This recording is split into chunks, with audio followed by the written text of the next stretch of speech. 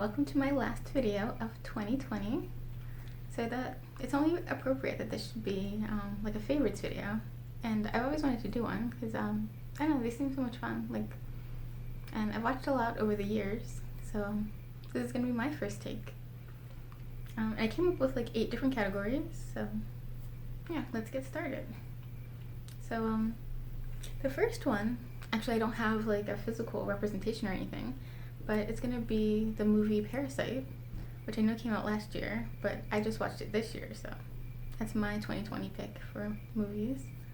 I don't know, it did not disappoint at all, and ironic, well, I don't know if it's ironic, but it was like, I think like one of the critics or something called it like Hitchcockian, and like before I watched it, I'd been watching a lot of like the Hitchcock Hour, or like Alfred Hitchcock Presents, like his old TV show from the 50s and 60s.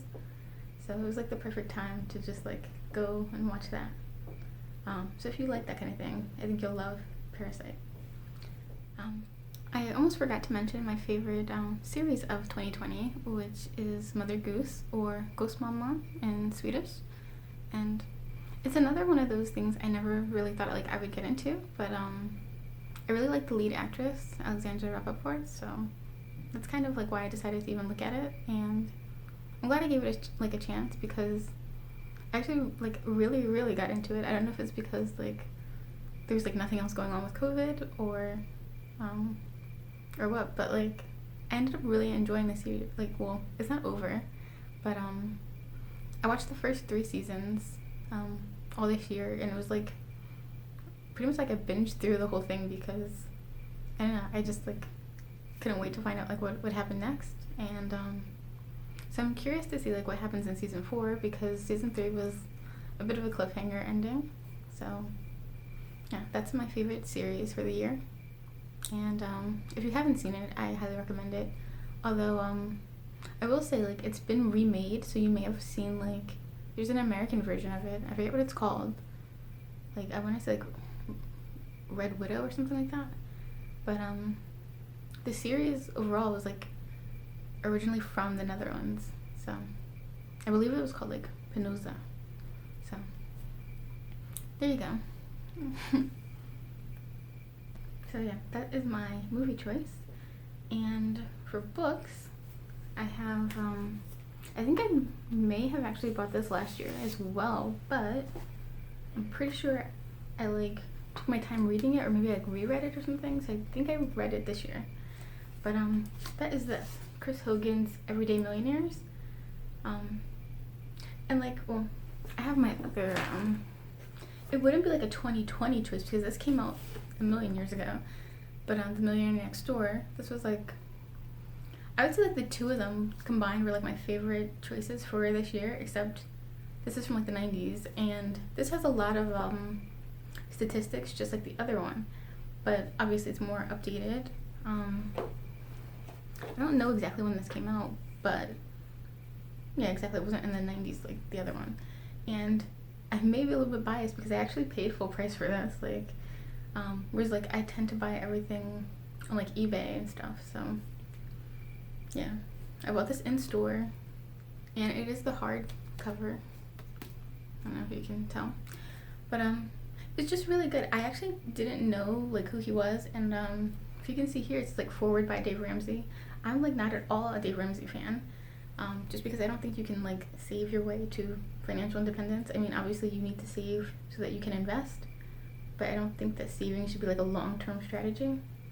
So I don't know, I'm glad that didn't like put me off of this book, because I really enjoyed it. And I was saying like it has statistics, but it also has a lot of like pretty much the entire book is like, I don't want to say case studies, but like personal experiences, like different people in their path to like hitting that 1 million mark.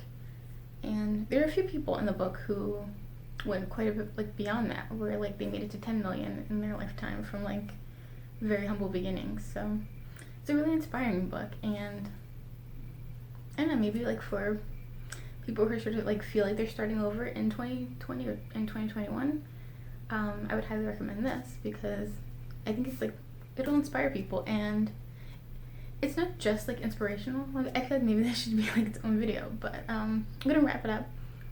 It's really good for just giving you ideas of like what to do, like what makes sense financially and what you should try to like aim for. Like, so it's a little bit of everything. It's got like the hard data, the personal experiences, and then also a bit of like I won't say like a rubric, but like a little bit of like a checklist, if you will, of like what to do, what not to do. So those are my, well, I mean, this one is my 2020 pick, but I also want to read, well, this is like in the future, I guess, obviously, Millionaire Women Next Door, which it also came out a while ago, but I feel like that one doesn't have nearly as much like press, so that's what I want to read next. And then I know it's such a random thing, but like I bought some of the Tim Bowden, I don't know how to say his last name, books, like the 50 classics and 50 like he has like a whole series, 50 like prosperity classics, 50 success classics, 50 spiritual classics, like all of that. And the Harvard Business Review has like their like top business books of the year, so I want to read those as well. But I'm like all over the place right now, so I'm gonna move on to my next favorite, which I don't have like anything like tangent for that either, tangible. But my favorite music of the year or favorite singer of the year, I would say like, because I've like been into Finnish a lot this year, and I've been doing that on Duolingo. I was so happy when that came out. So thank you, Duo. But or kiitos. But my favorite singer for the year, I'm gonna say is Jenni Vartiainen. And I started with like Ilta, and I still like her music, but I don't know. I feel like obviously like Jenni's more established, so she has like a lot more music to choose from. So I've been kind of like listening to a lot of her stuff. And I'll link her like YouTube channel if anyone's interested. But I would also say like my favorite song is like probably Vedenalaista, which means underwater, and I don't know, it's like a really cool song that it's not like the typical like love song or something that you hear on the radio. But moving on, I would say like 2020 has been like the year of like obviously like working from home and all that stuff, but with that it's been like a year for me anyway of like discovering snacks, and I'm usually not like a snack person, but when you're like home, it's like, yeah, I don't know, you're like, oh yeah, I could go for something. So this might be a little tricky to shut. Well, obviously I'm into like the Lara bars, so you might think that was like my number one choice, but I'm trying to move things around.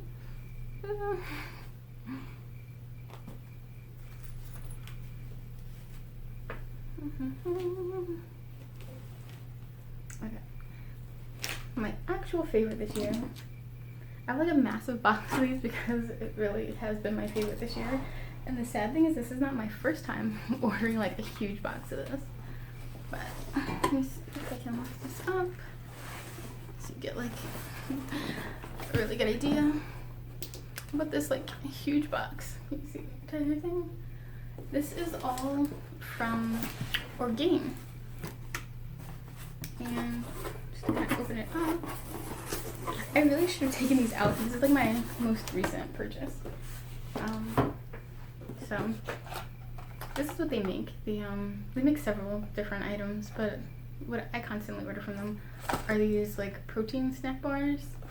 So they come in like a 12-pack, and I don't know, this is probably like my 10th one ever, like, because I started eating them and I kind of like couldn't help myself, so like I have 4 more, don't ask me why.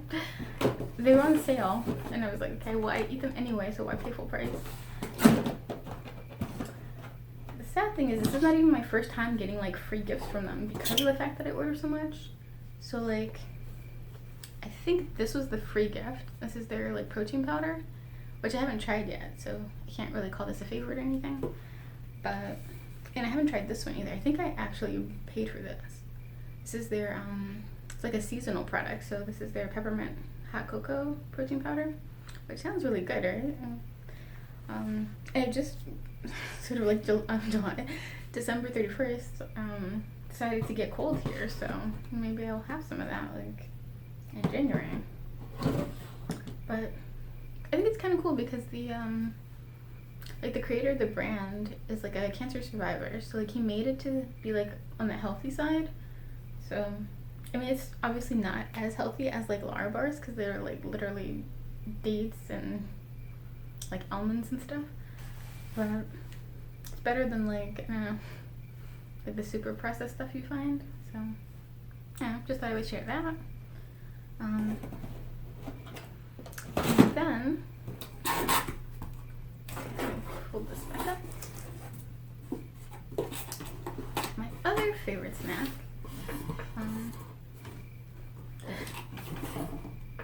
because apparently that just wasn't enough, or Navitas, I don't know how you pronounce the brand, but let's see if I can reach them. So these are like halfway finished, but these are their, actually I started with the cacao goji, and then I saw that they had like a coffee flavor, so like I decided to try those. I don't know, the packaging's really nice. That's probably what drew me in initially, but they're really good. They are like really pricey, so like I try not to like eat these as often because I think those bags are like $8-9 each. So yeah, but those are my snack favorites. I might as well show, like, I feel like everyone knows what like a Lara bar looks like, but this is my favorite Lara bar flavor. Yeah, the lemon. I have a bunch of their like mint chocolate though because they were also on sale, and I'm like, I don't know, it's just like I eat pretty much one of these snacks every day, so it's like I might as well have a bunch of them. Which is not really good because it's like half snacks we'll eat. So but that's what the gym is for, I guess. And my next favorite is gonna be like related to sort of gym going, if not, or if only partially. But without further ado, they are water bottles. I feel like that was my major spending thing for this year. This one is actually old, but I added my monogram sticker. So this one has gold, but then the other ones I bought, well, like the water bottles themselves are 2020 purchases, and then so are the monograms. So like you can get these. So both of these are Yetis, and I really couldn't decide on like one color, so I got both. This is the, is this 40 or 36 ounces? I don't know. This is the bigger one that I have, and then this I'm gonna say is like the 26. So here is this monogram. It's super cute. Like, I don't know, it feels really fancy. And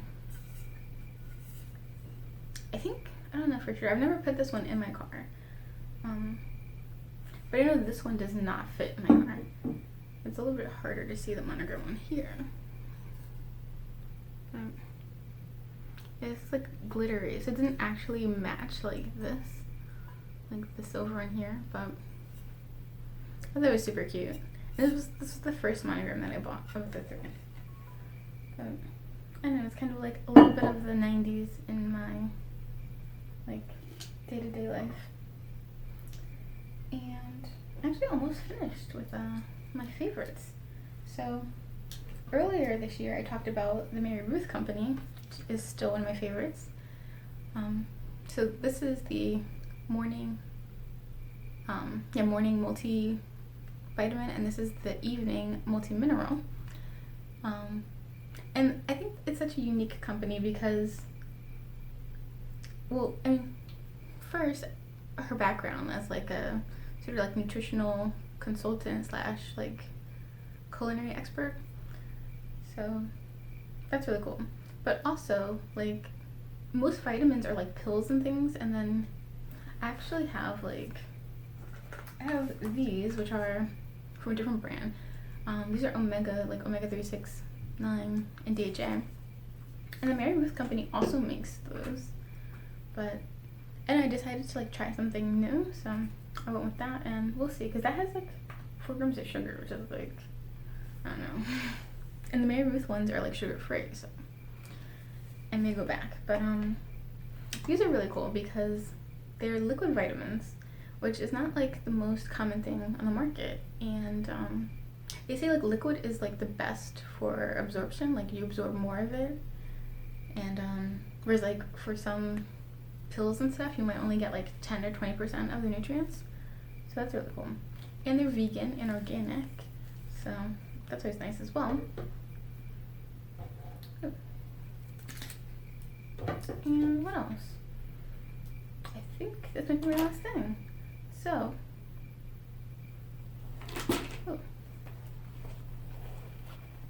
yeah, my final favorites for 2020 are shoes, which might seem weird considering I haven't really gone very far for the most part this year. But to like get me motivated to like go back to the gym, I bought these, which are the winter pureboost. And I've had these for like 3 or 4 months now, but they look brand new, so that's kind of cool. There's like, well, there's some like dirt on the bottom, I guess. But yeah, they're like holding up really well. So those are perfect for like when, well, the weather is a little bit cold now, but like if you do decide to work out, those are perfect because like you won't feel like your feet won't get cold at all, which sometimes happens like, and it's like when it starts hitting like the 40s and like really like winter weather. But I bought a bunch of like wedges this year as well. And like instead of showing all of them, I'll just show the ones that were like the most different, I guess, which I would say are these. So these are from Fergie's brand, Fergalicious, and it's like a faux snake print, which isn't really what I would go for typically, but I don't know, I just decided like why not try it out, and they looked really really cute. So unfortunately I haven't had a chance to wear them, like other than like kind of like walking around here, but maybe that'll change with the vaccine coming out and everything, or it is out, but like as it becomes more widespread and like everything opens up again. And my final shoe are these. There's actually 2 different colors, but they are the Melissa shoe. So this is the Melissa and Jason Wu design. So I think it's super cute. Like, I mean, anything with a bow or like polka dots, and I'm in love.